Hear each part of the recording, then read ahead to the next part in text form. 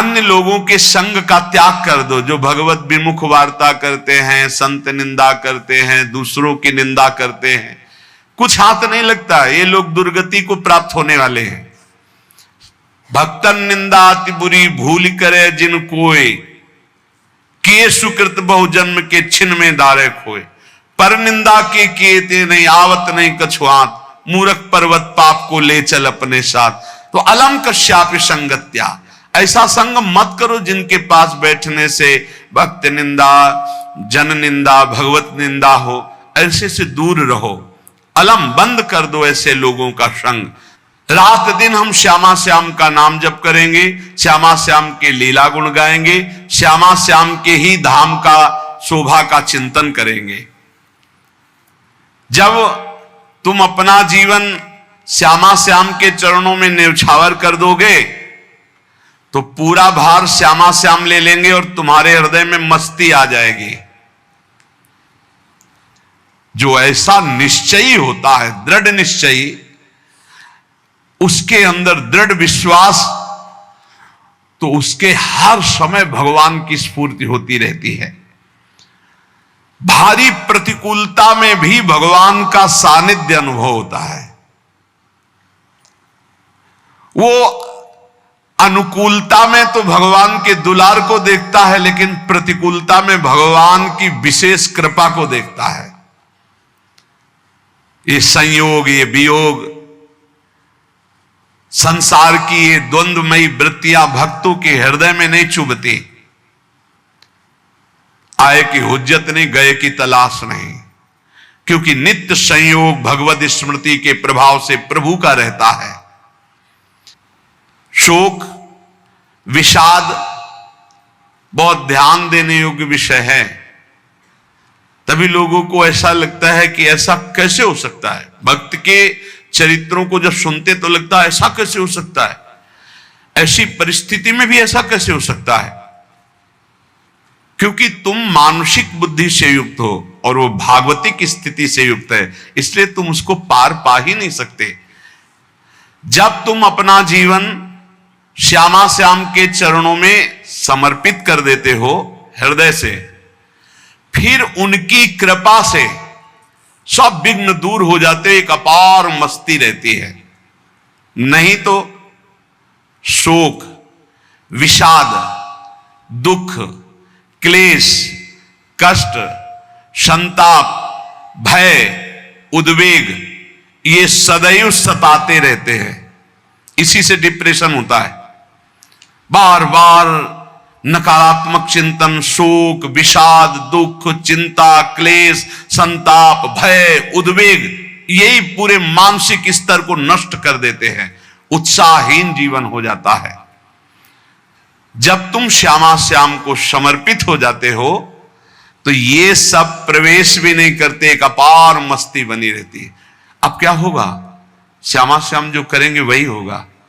श्यामा श्याम पता नहीं कैसा करे, नहीं, वो सदैव मंगल भवन है, वो जो करते महामंगल होता है।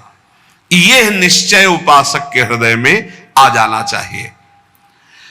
इसलिए अपना सारा मन, सारी बुद्धि, सारा जीवन, प्रत्येक श्वास प्रभु को अर्पण कर दो, फिर देखो तुम निहाल हो जाओगे।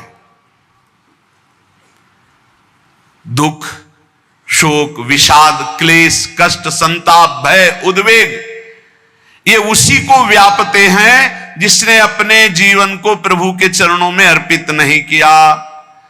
इसलिए तुम अपना सारा मन, सारी बुद्धि, सारा जीवन, प्रत्येक श्वास केवल प्रभु को अर्पित कर दो, फिर देख लेना। श्वास कैसे अर्पित की जाती? राधा राधा राधा। बुद्धि कैसे अर्पित की जाती है? एकमात्र निश्चय कि भगवत सुख ही सुख है, ये जागतिक सुख सुख नहीं, ये दुख है, ये ऐसा दलदल है जिससे आज तक कोई नहीं निकल पाया। सारा मन, हम मन से केवल प्रभु का मनन करें, बार बार मन को संसार से हटा के नाम में, रूप में, लीला में, धाम में लगाएं। बहुत प्रसन्नता हो जाती है उस उपासक के हृदय में जो अपना मन बुद्धि प्रभु के चरणों में अर्पित कर देता। भगवान ने तो इसको बहुत उत्तम स्थिति बताया है कि मेरे से कभी वो अलग हो ही नहीं सकता यदि मन बुद्धि अर्पित कर दिया। मय्येव मन आधत्स्व मयि बुद्धिम निवेशय, तो निवश्य मयि एव अत ऊर्ध्वं न संशया, बिल्कुल संशय नहीं, वो मेरे में ही निवास करेगा जिसने मन और बुद्धि अपनी मेरे में अर्पित कर दी। बहुत प्रसन्नता रहेगी उस उपासक के जीवन में जो अपने आप को मन बुद्धि सहित प्रभु के चरणों में समर्पित कर दिया है।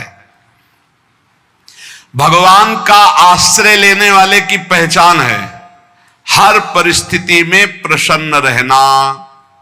देखो आप भगवद आश्रित हो कि नहीं, देखो अनुकूल परिस्थिति में तो सब प्रसन्न रहना, लेकिन प्रतिकूल परिस्थिति में प्रसन्न रहना ये भगवान के भक्तों का लक्षण है। हर परिस्थिति में प्रसन्न रहना ये भगवान के भक्तों का लक्षण है। आनंदगन भगवान का आश्रय मिलते ही आनंद छा जाता है हृदय में। उनके पास आनंद का अभाव होता ही नहीं है। जैसे सूर्य का प्रकाश उदय होते ही सूर्य का प्रकाश संपूर्ण अंधकार को नष्ट कर देता है, ऐसे ही भगवान का संपूर्ण आश्रय लेते ही सब दुख चिंता शोक नष्ट हो जाते, आनंद ही आनंद। तुम भगवान के मंगलमय रूप को नहीं जानते हो, पर उनके मंगलमय भाव को विधान को मानना शुरू कर दो। जो भी होता है मंगलमय होता है। हमने जीवन में देखा है, अगर इधर कोई बहुत बड़ा सुख दिया तो देर नहीं लगेगी, 24 घंटे नहीं व्यतीत होंगे और ऐसे दुख दे देंगे, जिससे दोनों का समान भाव रख करके ना दुख में तुम भूलो प्रभु को, ना सुख में फूलो, सीधे भगवत मार्ग में चल। पूरे जीवन की बात देखा है, भगवान के मंगल विधान में सदा सर्वदा सुख ही सुख है, इस बात को मान के प्रसन्न हो जाओ। जब भगवान का भजन करने वाले की तन्मयता बढ़ती है भजन में, तो द्वेषी जन अपने आप तैयार हो जाते हैं। भक्त कभी किसी से द्वेष नहीं करता, अपने आप वो द्रोह करने लगते। तो नरसिंह मेहता जी से बहुत गांव के कई लोग थे जो जलते थे, ऐसे जलते थे कि अब क्या करें, कैसे मिटा दे नरसिंह मेहता जी को। अब उपाय तो मिल नहीं रहा था। तो एक दिन संतों की मंडली आई और उन्होंने कहा कि हम रास्ते में कोई चोर आदि धन ना ले ले, इसलिए यहां से किसी की हुंडी चलती है क्या द्वारिका में? पहले ऐसा था। बोले हाँ हाँ, हमारे यहां बहुत बड़े सेठ हैं नरसिंह मेहता जी, पर आप कहोगे वो मना कर देंगे। कई बार कहोगे, अगर वो स्वीकार कर ले तो वहां।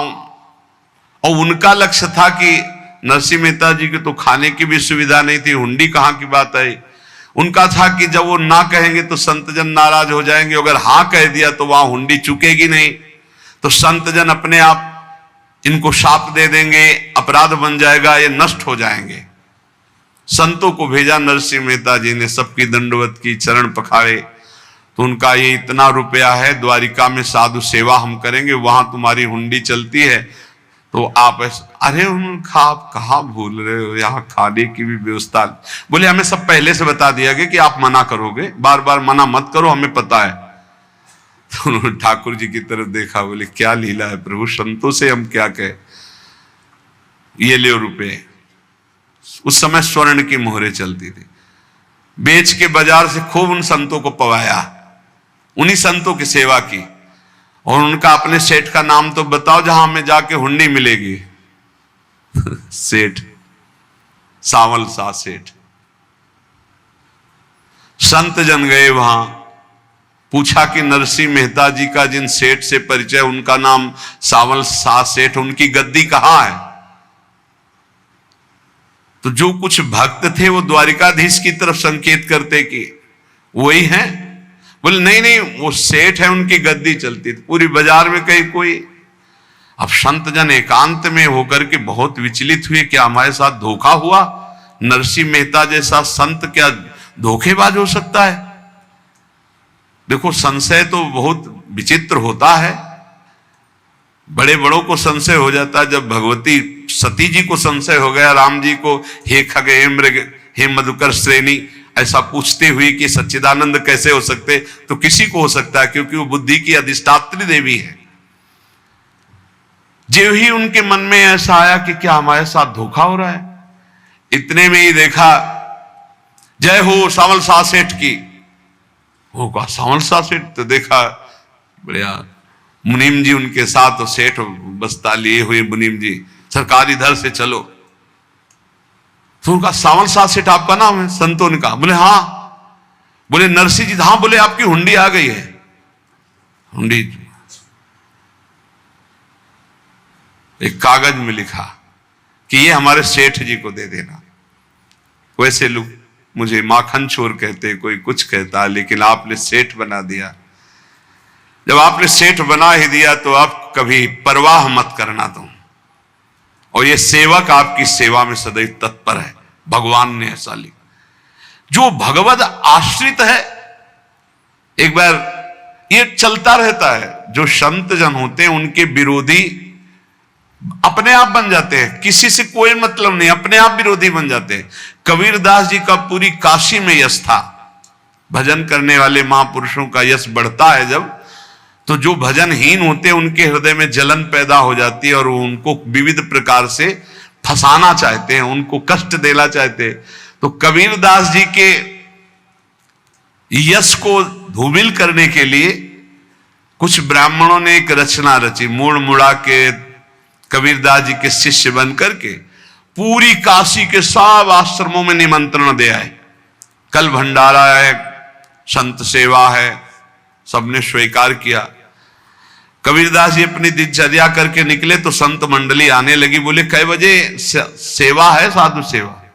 बोले कौन सी साधु सेवा? बोले कल आपके शिष्यजन निमंत्रण दे के आए, पूरी काशी के सब संत आ रहे हैं। कबीरदास जी ने कहा यहां तो एक की भी व्यवस्था नहीं, पूरी काशी के संत आ रहे। अच्छा, समझ में आ रहा है, लीला बिहारी तुम लीला करना चाहते हो। गए अपना निकल गए गंगा किनारे, एक झाऊ के नीचे बैठकर अपना भजन ध्यान में मगन है। 11-12 बजे तो उन्होंने देखा संतों की मंडली, काशी तो बहुत। कबीरदास जी ने देखा कि आश्रम की, तो बोले पता नहीं क्या होगा, चलो चलते हैं। तो ऐसे गमछा वस्त्र करके ऐसे डालकर मुंह ढक करके, वहां बड़ी बड़ी पंगत लगी थी। कबीरदास जी सबको पाओ जी पाओ।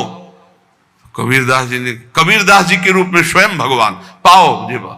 कबीरदास जी ने कहा अच्छा, जब स्वामी परस रहे तो हम भी बैठ के पा ले। तो जब उसी पंगत में बैठ गए अपना कपड़ा ढक करके, और जब मोहरे की दक्षिणा दे रहे थे सब लोग कि वाह कबीरदास जी ने आज तो साधु से। सबको जब कबीरदास जी के सामने आए तो ऐसे मुंह ढके, बोले देखो जो मेरा होता है उसे मुंह छुपाना नहीं पड़ता, मुंह ढकला नहीं पड़ता। लो दक्षिणा, तुम भी दक्षिणा लो। कबीरदास जी को कबीरदास जी दक्षिणा दे रहे, और वो कबीरदास जी है भगवान, और ये पाले वाले कबीरदास जी है भगवान के जन। कभी भगवान अपने, अरे जमाने जोर लगा ले, कितना जोर लगाएगा, भक्त और भगवान का झंडा कभी न झुकने पाएगा। बिल्कुल चिंता, शोक, भय, उद्वेग रहित जीवन भगवद आश्रित। तुम भगवान के मंगल विधान में सदा सर्वदा प्रसन्न रहो। अब ये विचार कर लो कि भगवान जो करेंगे तुम्हारा मंगल करेंगे। अब थोड़ा ऐसा बीच में लगता है कि अमंगल हो रहा है क्या, लेकिन पक्का समझो बहुत बड़ा मंगल उनका विधान होता है। बहुत ही उत्तम मंगल होता है भगवान के शरणागत का। भगवान हमारे विचारों वाले नहीं हैं, हमारे विचार प्राकृतिक है, भगवान के विचार चिदानंदमय हैं। वो अपने विचार से हमारा मंगल करते हो, हम अपने विचार से मंगल चाहते हैं। भगवान के विचार से मंगल ही हमारा होगा, इसलिए कभी हमको चिंता, शोक, भय नहीं करना चाहिए। भगवान की ओर से कभी तुम्हारे लिए ऐसा विधान नहीं होगा कि तुम दुखी हो जाओ, बस तुम्हारी सोच हो सकती है, उसका परिणाम बहुत मंगल होगा। जगत की ओर से निराश हो जाओ, किसी से आशा मत रखो, फिर आप देखो आपका जीवन कैसा आनंद में व्यतीत होता है। ये जो जगत की आशा है यही दुख प्रदान करती, सच्ची जगत की आशा ही दुख प्रदान करती है। अगर जगत से कोई संबंध न रखा जाए और भगवत भाव में रहकर तो बहुत अच्छा जीवन चलेगा। अपने कर्तव्य का पालन करो, परिवार को भगवत स्वरूप मानकर पोषण करो, किसी से कोई संबंध मत रखो, कोई आशा मत रखो। यही अध्यात्म सिखाता है। अपने आप भगवत स्वरूप, सबका व्यवहार मंगलमय और आपका जीवन मंगलमय। अपने घर में ऐसे रहो जैसे किसी अतिथि के घर में रहा जाता है। चलना है, यहां से जाना है। कौन रहता है अपने घर में अतिथि की भांति? भगवान का भक्त। जाना है यहां से, अपनी प्रिया प्रीतम के पास जाना। ये हमारा घर नहीं है, यहां तो हम समय व्यतीत कर रहे हैं, अपनी आयु व्यतीत कर रहे हैं भगवत आराधना करते हुए। हमें जाना है प्रिया प्रीतम के पास। वास्तविक घर भगवान का धाम है हमारा, वास्तविक घर वाले प्रभु हैं हमारे। जो नित्य सच्चिदानंद भगवान के चरणों में अपने चित्त को समर्पित करता रहता है, उसको यह अनुभव होने लगता है कि बड़ी कृपा है हमारे ऊपर भगवान की, बड़ी कृपा है हमारे ऊपर। सर्वसमर्थ परम सुहृद भगवान ऐसे भक्त के ऊपर हर समय वरद हस्त रखे रहते हैं। ये केवल प्रवचन नहीं, सच्ची बात मानिए। ऐसे भगवान का वरद हस्त हर समय रहता है। जब भगवान की छत्र छाया में भक्त अपने को देखता है तो आसपास घोर विपत्तियों का भी समुदाय हो तो भी वो आनंद में मगन रहता है। हर हालत में आनंदित रहना ये भक्त का स्वभाव है। भगवान ऐसे भक्तों को प्यार करते हैं जैसे कछुआ अपने अंडे को बाहर रख आवे और रात दिन उसका चिंतन करे। जब भक्त भगवान को समर्पित होता है तो भगवान रात दिन उसकी ऐसे चिंतन सुरक्षा करते हैं।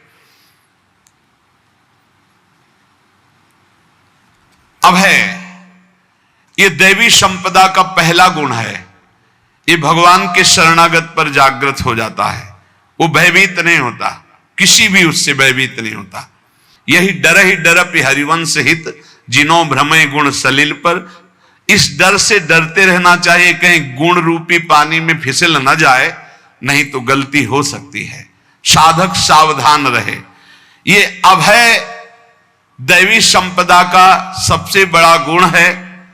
जो भयहारी भगवान की शरण में आ जाता है तो उसके अंदर ये अभय प्रकट हो जाता है। अगर कहीं तुम्हें एकांत में भय लग रहा है, एक आदमी तो एकांतिक में आए थे, वो कह रहे थे कि हमें हर समय भय लगा रहता कि कोई हमारे पीछे है। अंधेरा तो लगता कोई खड़ा है, मैं जीना मुश्किल हो गया ऐसा भय। देखो ये मन कैसा है, भगवान से विमुख होने पर कैसे डरवाता है। वो कह रहे हर समय मुझे डर लगा रहता है, कोई सामने खड़ा है, कोई पीछे खड़ा है, ऐसा भय लगने लगता है। और जब भगवान की शरण में आ जाते हैं तो ये अभय स्थिति हृदय में जागृत हो जाती है। कोई भी भय आसपास आ ही नहीं सकता, यहां तक कि नरक का भी भय खत्म हो जाता है जो भगवान की शरण में है। महापापी भी पुण्यात्मा महान भक्तों के समान वो उत्तम गति को प्राप्त हो जाता है जो भगवान की शरण में हो जाता है। पर ये जो भोगों का आश्रय लिए हुए हैं, मनमानी आचरण कर रहे हैं, ये कभी उस अभय को जान ही नहीं सकते कोई अभय पद है क्या। इनको तो कदम कदम पर शोक, भय और दुख की प्राप्ति होगी। कोई बचा नहीं सकता जो भोगों में लगे हैं, मनमानी आचरण कर रहे हैं। अगर निर्भय होना चाहते हो, परम सुखी होना चाहते हो तो भगवान के शरणागत हो जाओ।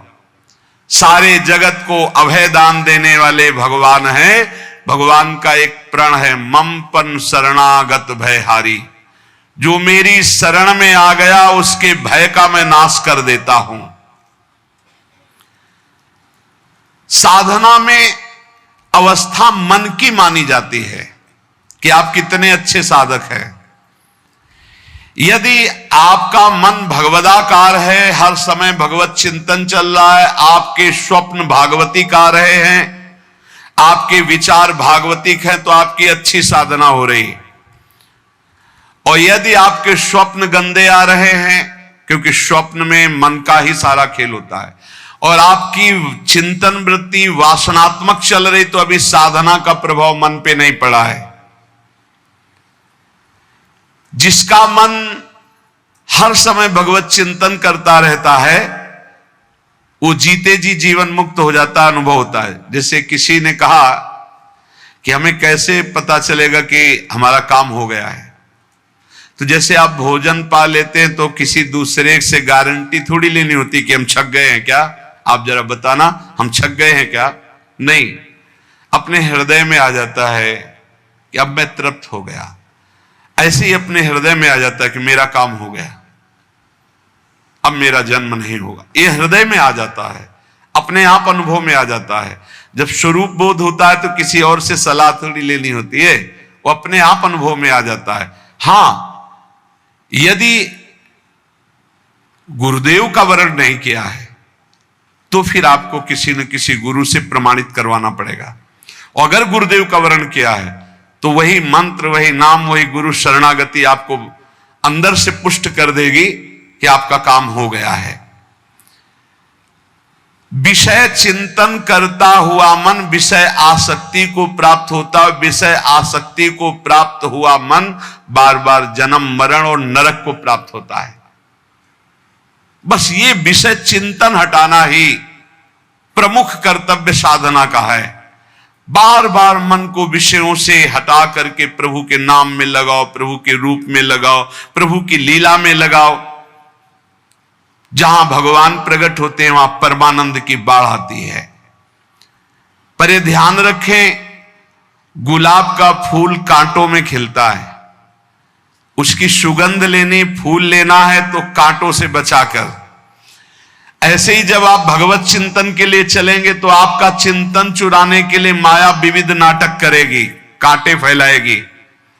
कोई तुम्हारी निंदा करेगा, कोई अपमान करेगा, कोई उपहास करेगा, तुम्हारी अव्यवस्था हो सकती है, तुम्हारी परिस्थिति बहुत भयावह हो सकती है। इन परिस्थितियों में भी भगवत चिंतन का तार ना टूटने पावे तो आगे गुलाब का फूल है।